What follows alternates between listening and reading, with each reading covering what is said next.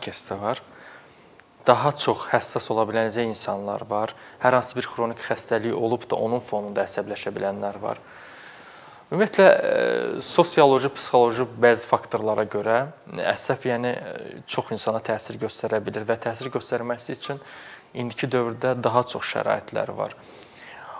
Əsas ondan qaçmaqdır. Çünki faktor varsa, nə istifadə etsən də, onu yenə də gedib ona rastlaşa bilirsən. Və əsəblər sakitləşir, müəyyən saatdan sonra yenə eyni faktorla, eyni proseslərlə üzləşirsinizsə, yenə də əsəb yaranacaq. Və özünün tənzimləmə prosedurları var, onları etmək lazımdır. Ümumiyyətlə, özünün tənzimləmə prosedurları daha çox fiziki aktivlik, idman və yaxud da çox fərqli mütaliələrlə məşğul olub, bir sözlə bu tipli problemlərdən daha kənarda qalmaq olsun. Nevroz asan diaqnoz deyil. Stres hamının bildiyi, gərginlik isə daha çox xəstə olmadan da və yaxud xəstəliklərin yanında da baş verə bilir. Bəzən hər hansı bir aşırı əsəbiliyin olması, məsələn, qalxana-mənzər vəzinin funksiyanal pozğunluğu varsa, bu zaman belə özünü göstərə bilir. Bir sıra pasiyentlər müraciət edir, bağırsağı sanki qrip olub, ishal formasındadır. Araşdırılır, hər şey yaxşıdır, qıcıqlanmış bağırsaq sindromudur.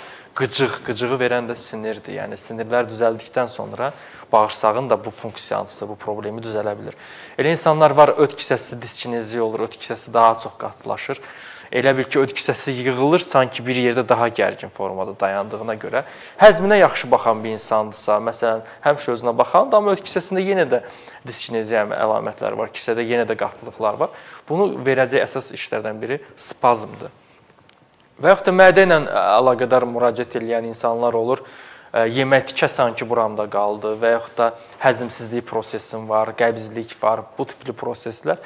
Bunların da kökündə sinir faktoru daha önəmli rol oynayır. Və məsələn, bəzən qida boru isteriya düşür, globus isterikus deyilən xəstəlik var. Sanki hər şey tikə kimi qalır insanların mədəsinin yuxarısında. Amma baxırsa, heç bir mədə xəstəliyi yoxdur, fikir etməm. Yəni, bunların əksəriyyətində mədə problemi, sinir problemi rol oynadığından faktorlar daha çoxdur. Və bir əlavə də bir şey var ki, insanlar var, gərginliyin fonunda yeməyi də yeyirlər, daha sürətli yeyirlər, çeynəmə azalır, yuxu zamanı daha çox kompüter, telefon vasitələrindən istifadə olunur, o bir daha əlavə faktor, tələsməklik və yaxud da bir yerdən bir yerə daha sürətli çatmaq, o eyni anda başqa bir şeylər düşünmək və bu paylanma hamısı diqqət yayğınlığı da formalaşmadığına görə, cəmləşmədiyinə görə yenə gərginliyə gətirib çıxarda bilər. Necə edə bilərik ki, gərgin ola bilməyək, necə eləyə bilərik əsəbləri sakitləşdirə bilək heç olmasa və bu proseslər kəskinləşərsə artıq nevroz ola bilər. Psixoemosional stres əksər insanlarda var. Ən çox psixoemosional ağır xəstəliklərdən sonra, xüsusilə onkoloji xəstəliklərdə və yaxud da hər kəsdə hansısa bir xəstəliyin pis xəbəri verilərsə, ümumiyyətlə bir çox xəstəliklər müalicə olunur. Ümumiyyətlə pis xəbər vermək də doğru bir şey deyil.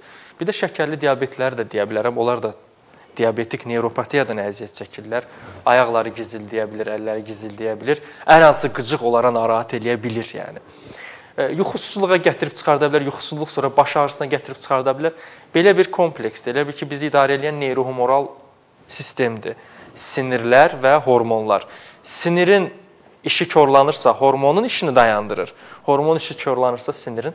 Bunlar vəhdət təşkil edir və bunların vəhdəti fonunda insan orqanizmi tam bir formalaşmış olur. Biz əsəbləri sakitləşdirmək üçün çox yaxşı, çox hamımızın tanıdığı bitkilərin adını çəkəcəm və bu bitkiləri rahat şəkildə əldə edib istifadə edə bilərsiniz. Lavanda bitkisi. Birinci zəif sakitləşdirici, sonra da biraz... Optimalın götürüm, fikir etməm. Sonra hər bir xəstəliyə görə, hətta yuxusuzluq üçün ayrıca hesablayarıq. Əsəb, stres, gərginlik, bu problemləri olan insanlar lavanda, melissa, yəni bədrənc otu deyirik biz ona, maya sarmaşığının qozasından istifadə edə bilirlər və ən çox istədiyimiz bitkilərdən biri pişiyotu köküdür. Pişiyotu kökü, melissa, lavanda və maya sarmaşığının qozası. Bu 4 bitki hərəsindən bir xörək qaşığı götürülür və yaxşı olar ki, üzərinə hil əlavə olunsun, yarım çay qaşıq hil əlavə olunur hərəsindən bir xörək qaşığı götürərək 400 ml qaynar suda dəmlənilir. 200 ml gündə 2 dəfə yeməkdən sonra içilir. Uşaqlar üçün 1 çay qaşığı götürülür, 300 ml dəmlənilir, 100 ml gündə 3 dəfə daxilə qəbul edilir. Və bu bitkiləri istifadə etmək 28 gün istifadə eləsinlər, yaxşı hiss eləsələr belə istifadə etsinlər. Maqnezium təsirli məhsullardan istifadə eləsinlər. Biz gərginlik, əsəbimiz, şəkər olduqda, tərlədikdə maqneziumu itiririk. Onu yerinə qoymaq lazım. Maqnezium elə bil ki, bir sinirdən o biri sinirə mesajı göndərəndir. Elə bil ki, elektrik xəttimizdir. Onu bastıq, işıq yandı. Yəni bunun kimi bir şeydir. Bir də adaptogen bitkilərdən deyəcəm. Adaptogen bitkilər nədir? Hər hansı bir sıxıntıya orqanizmi öyrəşdirmək lazım, hər hansı bir sıxıntıdan çıxmağa şərait yaratmaq lazımdır. Bunlar adaptogen bitkilərdən mən ən çox təsir edənlərdən biri də yenə də melissadır, yəni bədrənc və ya ballı nanə də deyirlər, oğul otu da deyirlər. Çox adı var. Bu bitkidən və ən yaxşı adaptogen bitkilərdən biri də elektrokok köküdür. Elektrokokun digər adı da Sibir jenşeni gedir və bildiyimiz qırmızı jenşendən istifadə edə bilərlər. Bunu kimlər eləyə bilir, kimlər eləyə bilmir? Məsələn, təzyiqi yüksək olan insanlar bu tərkiblərin daxilinə yemişan və dam otunu qata bilir. Təzyiqi aşağı olan insanlar isə jenşeni qata bilirlər və bu həm adaptogen təsir göstərir. Məsələn, jenşeni adicə istifadə edəndə insanın o qədər biostimulyator qabiliyyətinə malikdir ki, insanın sanki beyni işıqlanır, zehni fəaliyyəti yaxşılaşır, ağrıları götürülə bilir, belə bir şey. Və digər bitkilərdən yuxusuzluqda ən yaxşı effekt verənlərdən biri damotu bitkisidir. Damotu əslində pişiyotundan 2 dəfə güclüdür. Bir minusu var, negativi var ki, damotu təzyiqi çox sala bilir aşağı. Məsələn, mən praktikada onu çox görmüşəm. Dozanı aşmaq. Dozanı aşmamaq məsələsi var əlbəttə. Bir də nə istifadə edə bilərlər? Məsələn, lavandanın efir yağı olur, yağ şəklində satılır. O lavandanın yağı ilə gicgah nahiyələrini, alın nahiyələrini masaj eləsinlər. Ümumiyyətlə masaja ehtiyac var. Çünki fizioterapiyada masajın rolu ona görə üstündür ki, biz adicə küncüt yağı ilə, qarazirə yağı ilə masajları və yaxud da evkalipt tərkibli yağlardan istifadə etməyi tövsiyə edirik. Masaj fonunda presinaptik alfa reseptorlarına təsir göstərdiyinə görə beynin özünü də sakitləşdirici təsir göstərə bilir. Və yuxusuzluğun qarşısını almaq üçün o lavanda yağını da əlavə etsək istifadə edə bilərik. Bəzən olur sinir problemləri ilə dəridə qaşınmalar, məsələn neurodermit.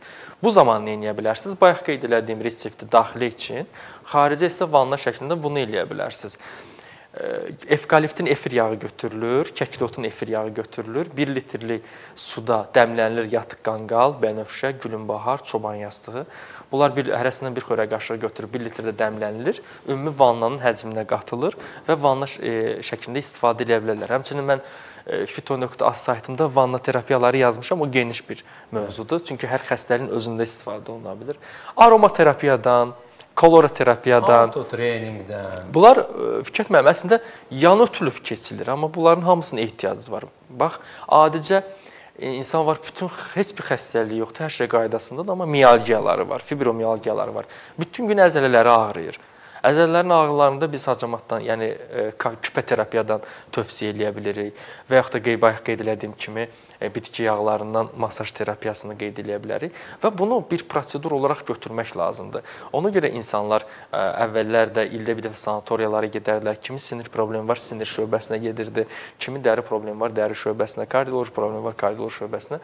Və bunlar bir il onları görürdü və sonra o bir ilə qədər də insanlar yadlarından çıxardıblar ki, hər şey dərmanla da deyil, sadəcə olaraq əvəzləyici, o kömək edici terapiyalardan istifadə etmək lazımdır. Həm də yəni o vəziyyətə niyə gətirilib çıxarılsın ki? Ən yaxşısı məsələn bu insan öz-özünün ən yaxşı həkimidir. İnsan öz-özünü ən yaxşı tanıyır. Biz bəzən pasiyent gələndə pasiyenti o qədər danışdırırıq, öz diaqnozunu deyir sanki. Evet, o yoldan daha yaxşı tapmaq olur ki, nəyi axtarsaq hansı xəstəliyi taparıq.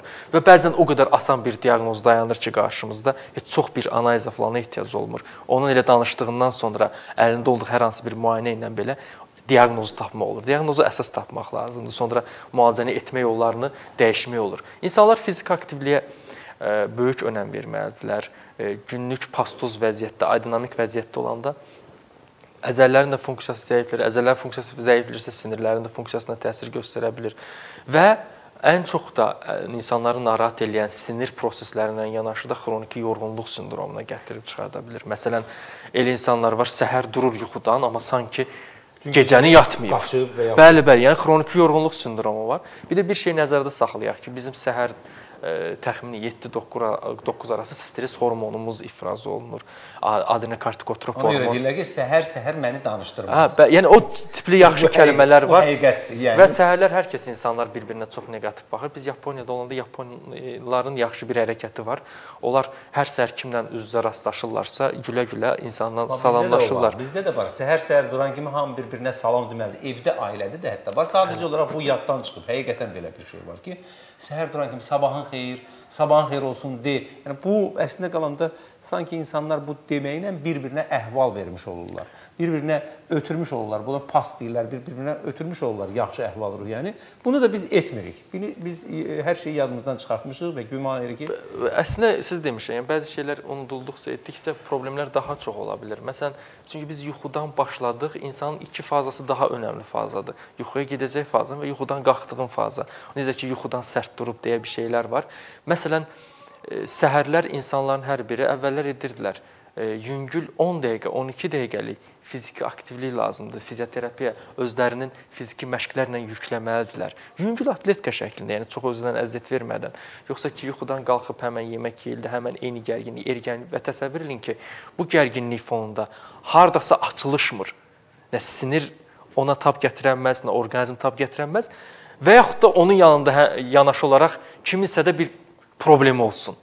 Hər hansı bir fizioloji olaraq sağlığında bir problem olsun, o da onun üzərinə gəlir. Evet. Çünki bəzi pasientləri müalicə etdikdə sinirləri rahat olan, daha əməl edə bilənlər, önəm verən insanlar daha tez sağalırlar. Amma elə insan var ki, məsələn, adicə həzm sistemi xəstəliklərinin çoxunda görürük. Biraz əsəbləşən kimi, bilirsiniz, əsəbdən belə stres xorası belə yarana bilir. Mədə turşuluğu artır, turşuluq düzəlmir, nə istifadə edir, düzəlmir. Bütün əhvalı korlanır. Əhvalı korlana bilir. Həmçinin dediyimiz kimi də sas tökülmədən tutmuş, insanın daxili orqanların funksiyasının pozulmasına kimi gətirib çıxanlardan əsas